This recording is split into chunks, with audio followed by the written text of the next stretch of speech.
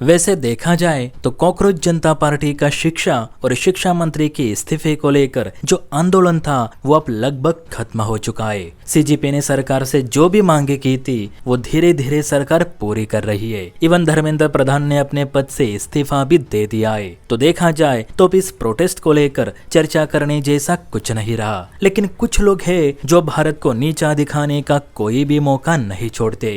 ये लोग इसी ताक में बैठे रहते हैं कि कब हमें मौका मिले और हम भारत की बदनामी करें। जी हाँ, आप जो ये तस्वीर देख रहे हैं मैं इसी की बात कर रहा हूँ जो बीते जख्मों को कुरेदने का काम कर रही है। दरअसल इसका नाम मेरल एक्सेनर है जो कि तुर्की के विदेश मंत्रालय की विदेशी प्रवक्ता यानी स्पोक्स पर्सन है और इसने आज एक टिप्पणी की है जिस पर भारत के विदेश मंत्रालय ने भी तत्काल जवाब दिया। दरअसल मेरल का कहना है कि हाल ही में जो भारत में छात्र आंदोलन हुआ ऐसा आंदोलन मैंने अपने जीवन काल में अभी तक नहीं देखा। जी हाँ, इतने सारे छात्र अपने मांग के लिए इकट्ठा हुए। ना इन्होंने दिन देखा ना रात, ना धूप देखी ना बारिश, बस अपनी मांग को लेकर डटे रहे और आखिरकार उन्हें कामयाबी मिल ही गई जब मोदी सरकार को उनके सामने झुकना पड़ा। मैं इस बात से काफी खुश हूँ कि छात्रों की मांग पूरी हुई और मैं भारत सरकार को सलाह देना चाहूंगी कि भारत के पीएम जरा अपनी शिक्षा की ओर भी ध्यान दे। भारत पहले ही शिक्षा के मामले में काफी कमजोर रहा है। आज भारत खुद को एक विकसित राष्ट्र बताता है लेकिन शिक्षा के नाम पर आपके यहाँ ऐसे प्रोटेस्ट होते हैं। भारत कहता है कि हम दूसरों को सॉफ्टवेयर बेचते हैं लेकिन भारत एक एमआरआई मशीन भी नहीं बना पाता।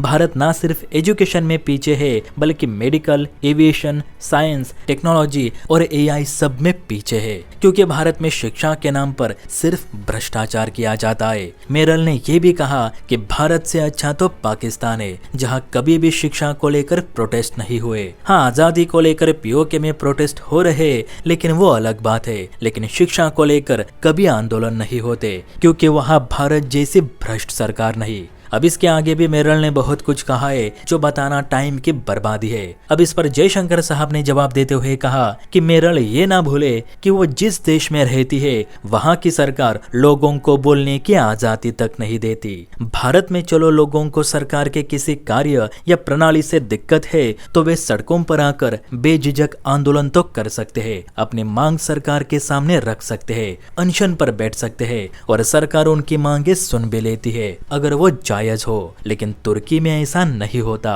तुर्की में जो भी सरकार के खिलाफ यानी एर्दोगान के खिलाफ बोलने की कोशिश करता है उसे सीधे अगवा कर लिया जाता है ताकि वो दोबारा कुछ बोल ही ना पाए। तुर्की की मीडिया को एर्दोगान के खिलाफ बोलने की आजादी तक नहीं क्योंकि उन्हें सीधे जेल भेजा जाता है। तो आप ये ना कहे कि आपके यहाँ लोग खुली सांस में जी रहे जबकि भारत में सरकार के खिलाफ एक आम आदमी भी अपनी राय रख सकता है। रही बात एजुकेशन की तो हाँ, कुछ कमियां है भारत में शिक्षा को लेकर और भारत सरकार ने इसे स्वीकार भी की। इसलिए तो अब नई एनटीए फोर्स का गठन किया जा रहा है ताकि साइबर सुरक्षा, फोरेंसिक और परीक्षा संचालन पहले से मजबूत हो। जयशंकर साहब ने गुस्से में ये भी कहा कि जो देश पाकिस्तान की शिक्षा प्रणाली को बेहतर बताता हो वो खुद कितना अनपढ़ होगा ये समझने वाले को काफी है। मेरे हिसाब से जयशंकर साहब ने टर्किश सेक्रेटरी को बहुत ही बढ़िया जवाब दिया है। बाकी आप बताना मेरल को किस एंगल से पाकिस्तान का एजुकेशन सिस्टम भारत से बेहतर लगा होगा जबकि पाकिस्तान में